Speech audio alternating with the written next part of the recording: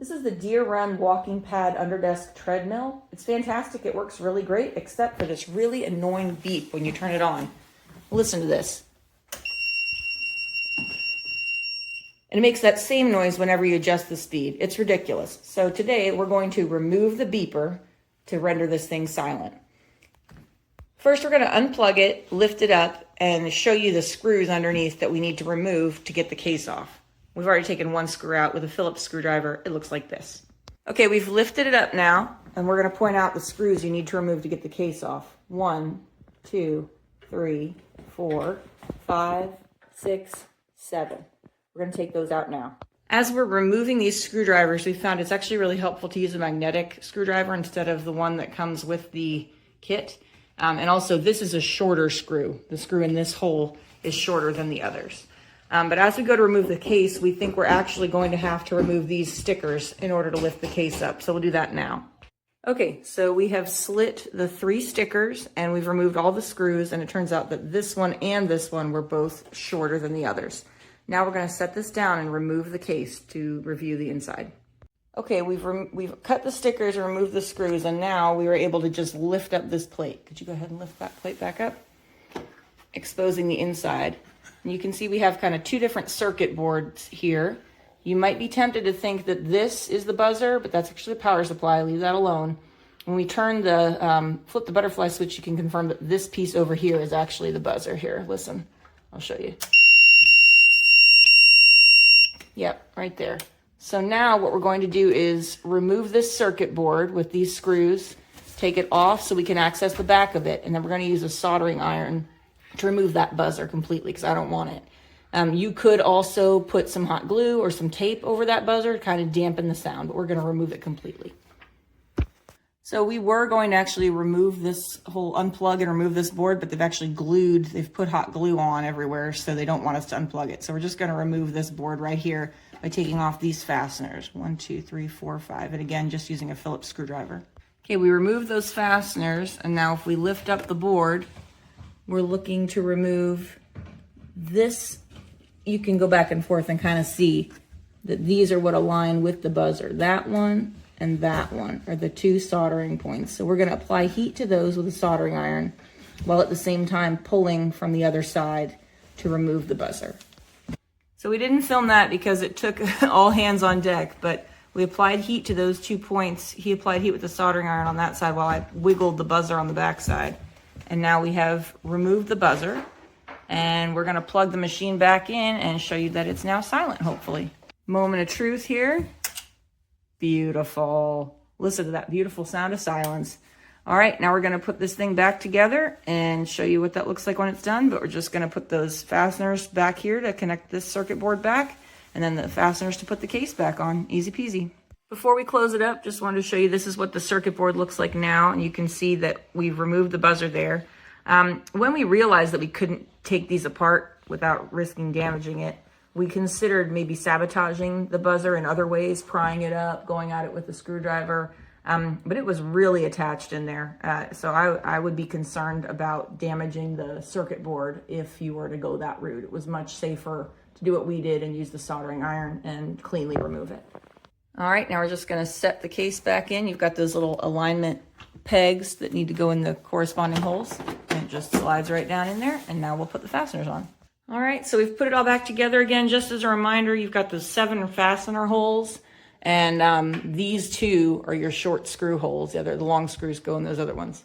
And here's the buzzer removed. There's the culprit of all that annoying noise. All right, all put back together. Let's plug it in. Beautiful sound. Now we can just confirm that everything works properly. I'll hit play on the remote here. It silently counts down so it won't wake up my family. There we go. Awesome. Success. Okay, so I recently bought this DeerRun walking pad, and it was super easy to put together. You just basically get out of the box and plug it in.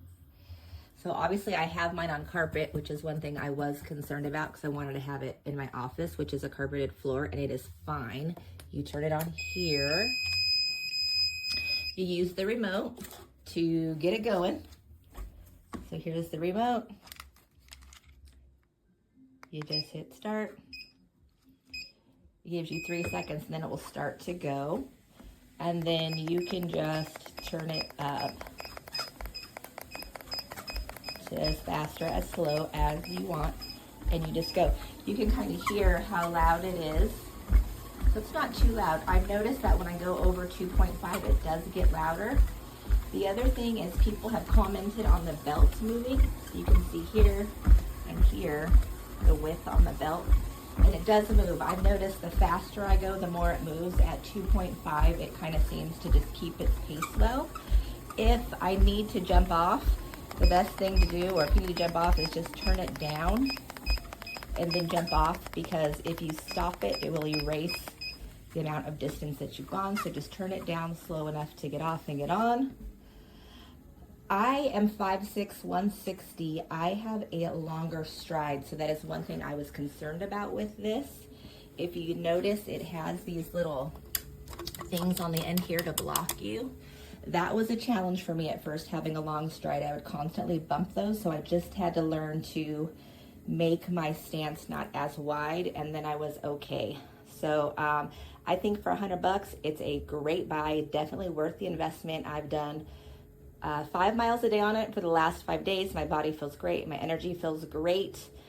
So it's definitely worth it. You'll spend $100, going out to dinner. So it's definitely worth the investment in you.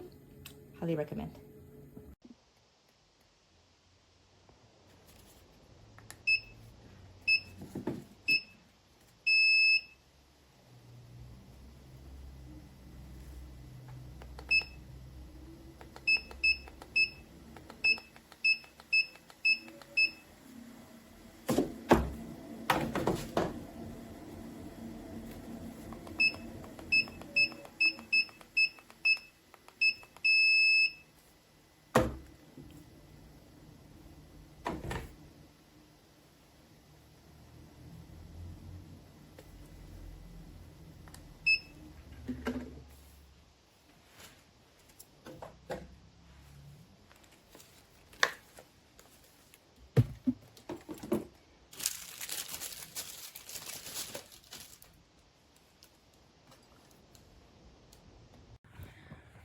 So this is plugged in and it works fine. My outlets are working, but this is not turning on at all.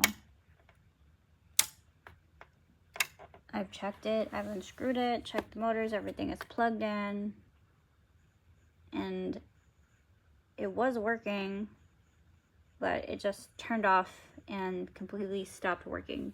Doesn't turn on at all. So, and I just got it today. So I don't know if I advise anyone to buy this. So I was using the treadmill and then I stepped on this part, and then every time I turn it on, I don't see anything on the display, and it won't turn on.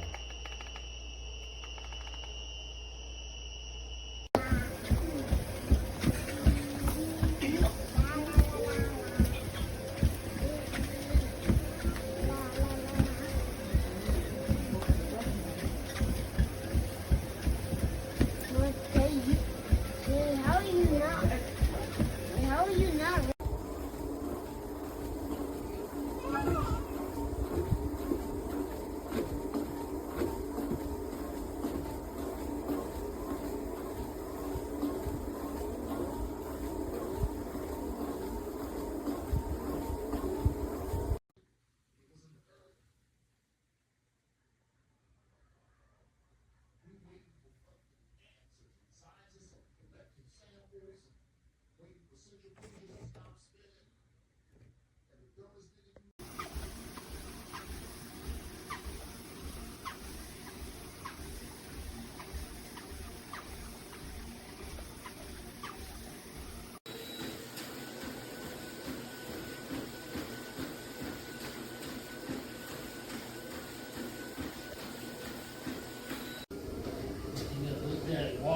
Yeah.